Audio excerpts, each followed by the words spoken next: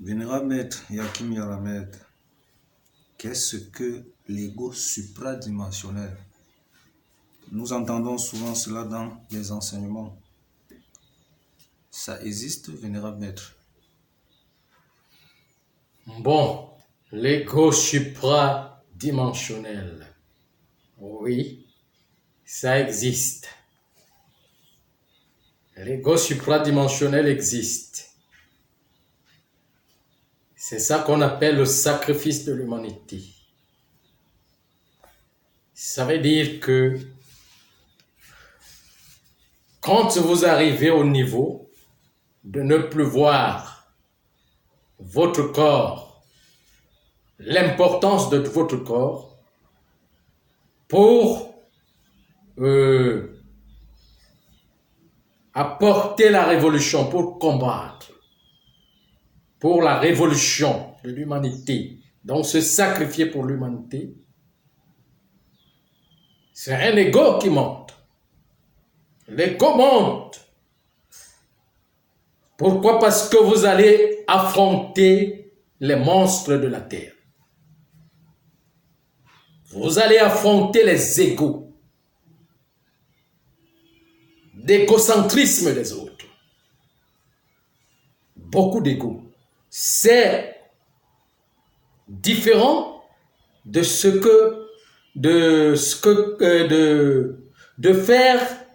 quand vous faisiez votre petite vie. Ça veut dire que vous travaillez, vous partez à l'école, pour devenir un intellectuel, puis pour chercher du travail. Après le travail, fondez votre petite famille. Et tout ce que vous cherchez, c'est pour votre petite famille. On appelle ça le petit ego.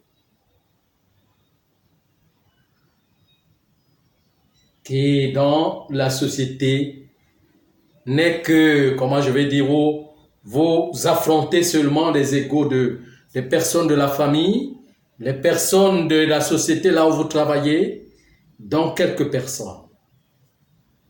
Et de là, vous ne voulez pas de problème. Pourquoi? Parce que vous faites ce qui est à votre niveau. Maintenant, quand vous dépassez ce niveau, vous n'êtes plus à ce niveau. Vous n'êtes plus à ce niveau. Et que vous voulez apporter, votre cœur s'ouvre pour apporter une contribution pour le changement d'un système, pour le changement de la fausseté, pour le changement de l'état de la corruption. Vous allez affronter les monstres. Un système que les gens ont mis en place. Il faut donc remonter au niveau, comment je vais dire, au niveau cosmique.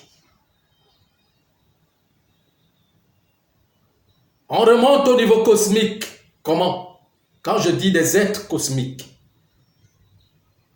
Parce qu'en ce moment, quand vous avez cette idée, c'est eux, ce sont ces grands êtres qui vous influencent.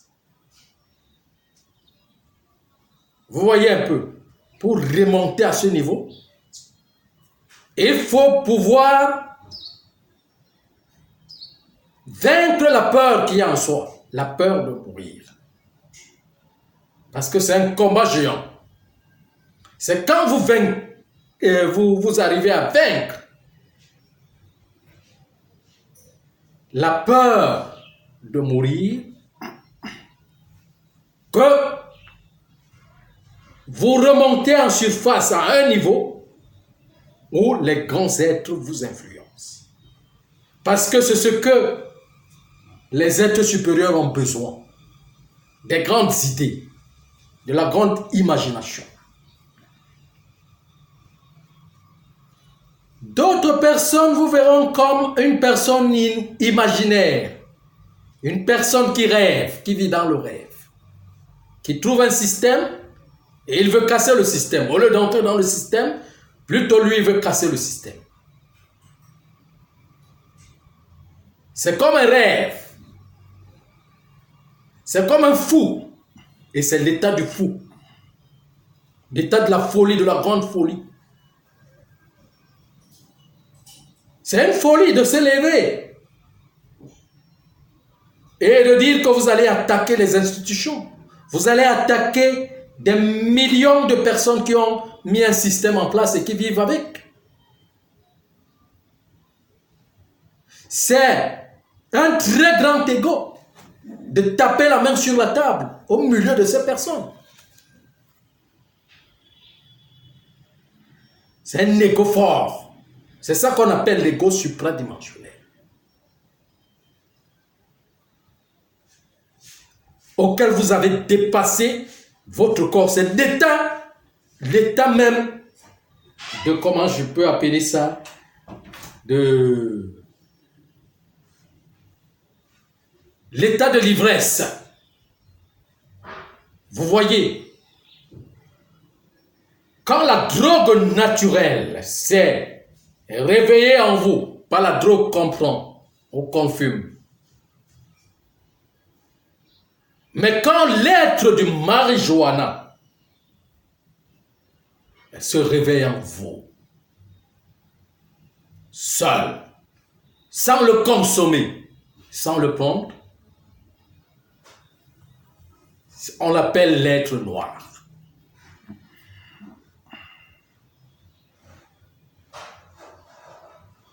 C'est lui l'ego supradimensionnel.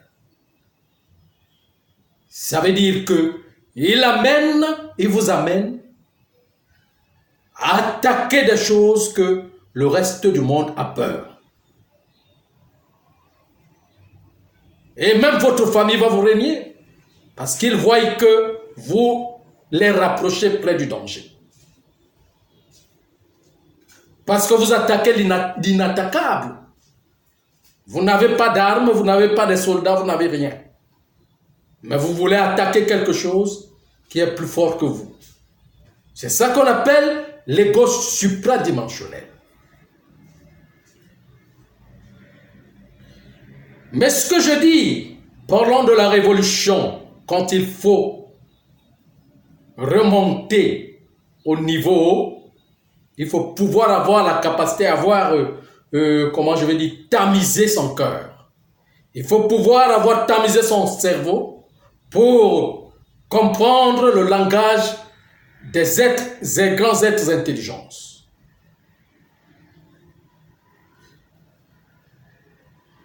Pourquoi? Parce que la plus grande arme du monde, c'est l'intelligence et la sagesse. C'est l'arme nucléaire du grand, comment je vais dire, des génies. Ça s'établit en lumière. Quand il faut que vous ayez l'intelligence, l'intelligence vient vers vous, c'est la lumière, c'est les lumières que vous voyez apparaître à tout moment. C'est les intelligences qui vous font signe. Et alors, quand ils lancent les éclats lumineux, c'est des informations qu'ils vous donnent. Ils ouvrent pour vous donner des informations, pour continuer. Mais si vous n'avez pas tamisé votre cerveau ou votre cœur, vous allez devenir une personne tellement radicale, tellement radicale, qui avance vers des, comment je peux appeler ça, vers les monstres. Mais pourtant, il y a quelque chose qui est encore plus grand, qui est plus réel. Vous voyez un peu,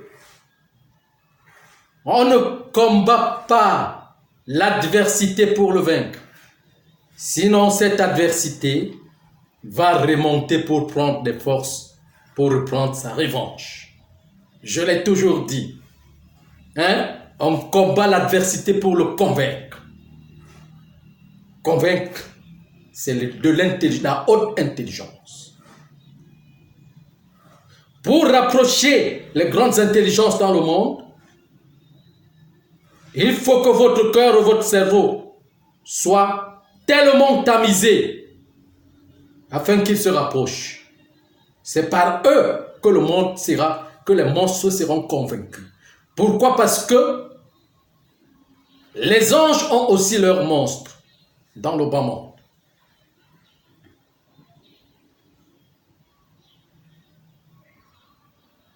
Vous voyez un peu. Et ces monstres aussi les attirent vers le bas.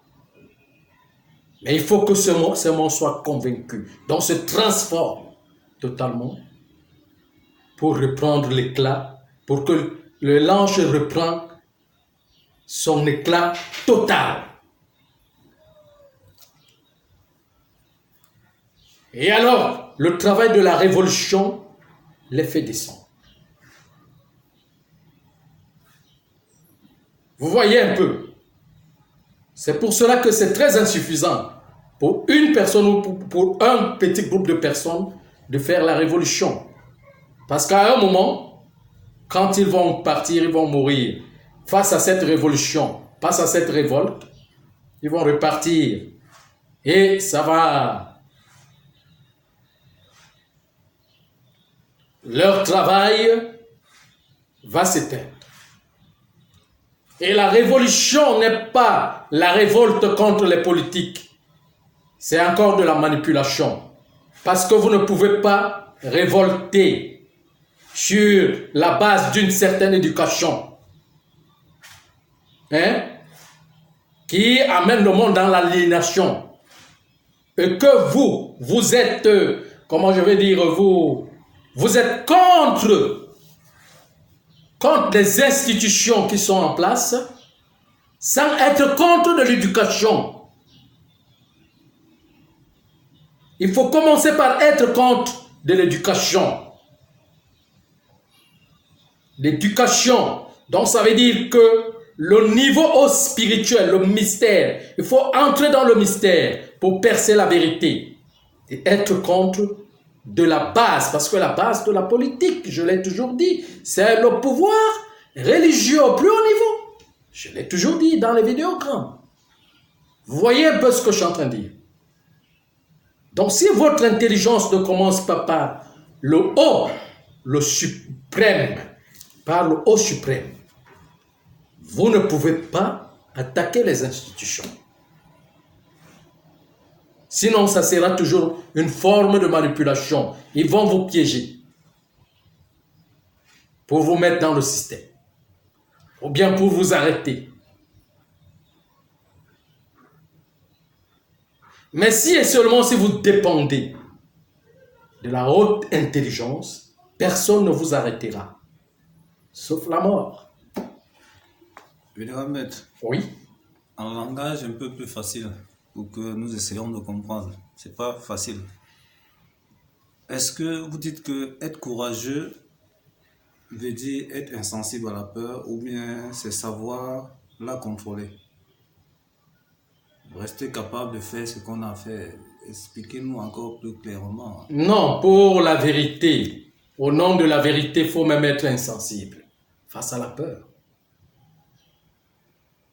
Au nom de la vérité, il faut être insensible face à la peur. Pas contrôler la peur, non. On ne peut pas contrôler nos peurs. Quand il faut avoir peur, on a peur. Mais si et seulement si on sait que ce qu'on est innocent, ce qu'on fait est juste, est véridique, et qu'on sait qu'on n'est pas seul. Parce que sauf ceux qui pensent qu'ils sont seuls et voient le vide, ne le comprennent pas. Quand on sait et que la vie ne s'arrête pas ici, ça va continuer. Autre part, pourquoi avoir peur de mourir? Parce que c'est la plus grande chose. Même la maladie, on n'a pas peur de la maladie comme ça, parce qu'on sait qu'on peut être malade et puis on se soigne, on se traite et on se relève. Mais la mort, personne ne peut pas avoir le pressentiment de l'affronter, sauf si la personne va au niveau supérieur. La révolution. Vous voyez donc l'ego supradimensionnel est une âme qui a reçu la force de révoluer. Et quand cette âme a la force de révoluer, l'âme d'un chef, la vieille âme, de révoluer, elle a tendance d'amener les autres âmes dans cette révolution. Elle ne lutte plus pour son bien-être, mais c'est pour le bien-être du monde entier. Donc, c'est une personne qui s'en fout de la famille, qui s'en fout de former une famille, qui s'en fout d'avoir une stabilité familiale, financière et autres, qui s'en fout de tout cela. Mais a besoin, c'est ça qu'on appelle la folie, mais a besoin du bien-être de tous. C'est ce que Dieu compte le plus. Vous comprenez ce que je suis en train de dire?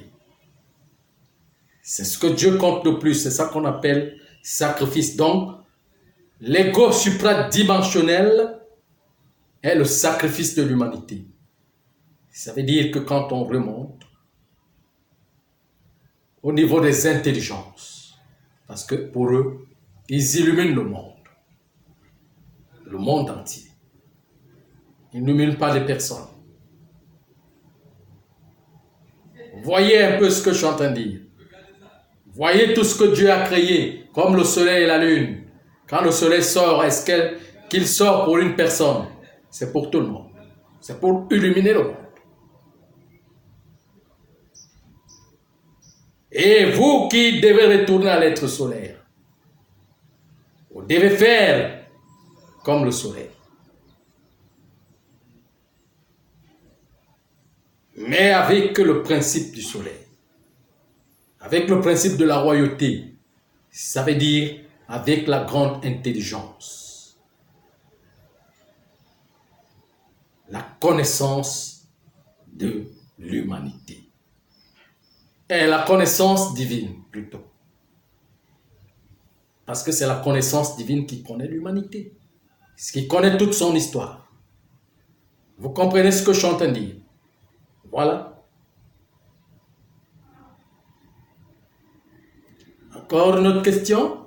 Juste pour confirmer une remarque, parce que c'est maintenant que je comprends pour quelle raison vous nous exhortez toujours à changer notre façon de prier. Alors, si nous utilisions le je, que nous mettons le nous. Bien sûr. Pourquoi? Parce que vous devez vous raccorder à toutes les autres. C'est quand vous vous raccordez à toutes les autres personnes que vous devenez grand. Que vous commencez à devenir plus spacieuse, plus infinie.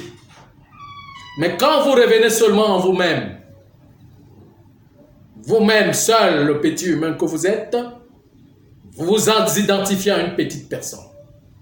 Vous restez la petite personne. Mais pour être vaste, il faut faire entrer sa mémoire, commencer à faire entrer sa mémoire qui influence les autres personnes. On n'est pas seulement grand sur le bien. Qu'est-ce que les impérialistes font? Ils sont vastes. Mais sur quoi? Sur, la manipulation qui stigmatise l'humanité, qu'elle ne révolue pas. Mais ils ont une grandeur, mais une grandeur qui est bloquée, qui est limitée.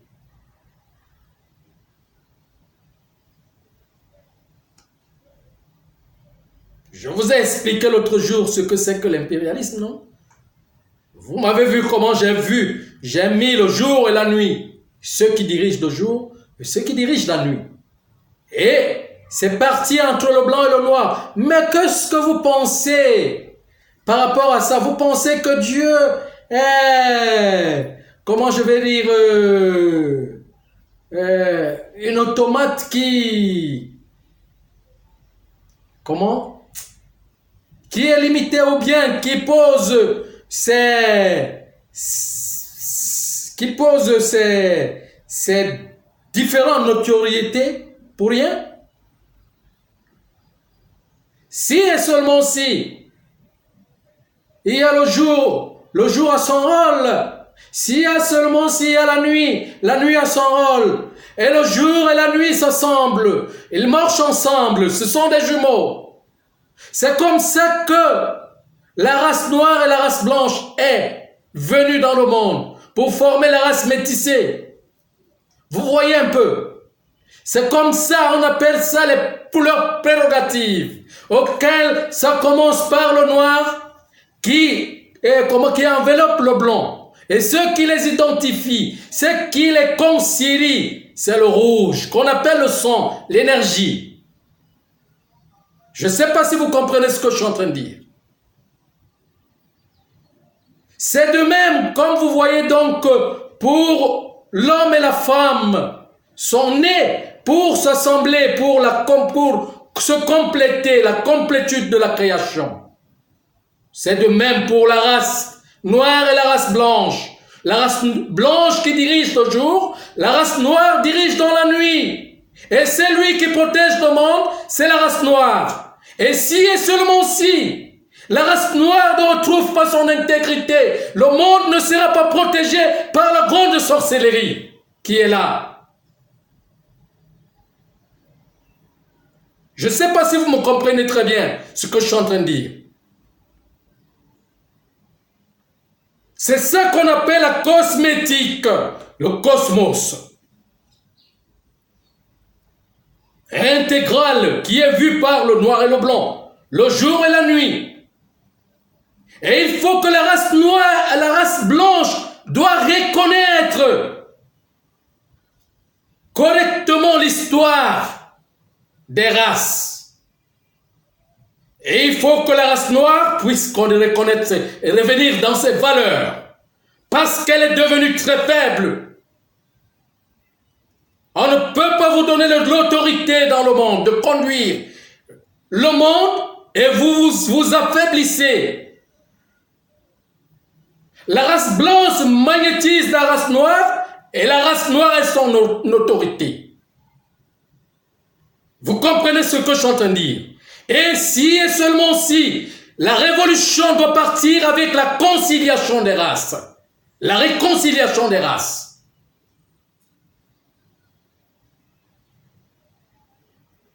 C'est comme ça. Et il faut que ce bouleversement revienne.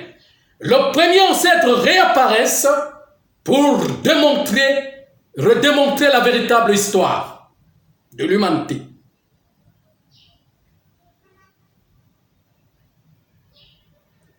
Vous voyez ce que je suis en train de dire. Donc c'est ça. C'est ça la clarté de l'histoire.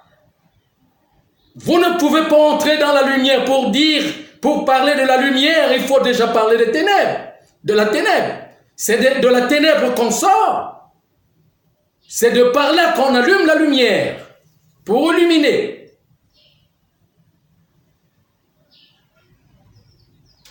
Vous voyez? Donc c'est ça la clarté, la beauté du jour. Il faut révéler cette beauté à partir de la nuit. Voilà donc l'histoire. Vous avez encore une autre question? Non, merci, Vénérable Maître.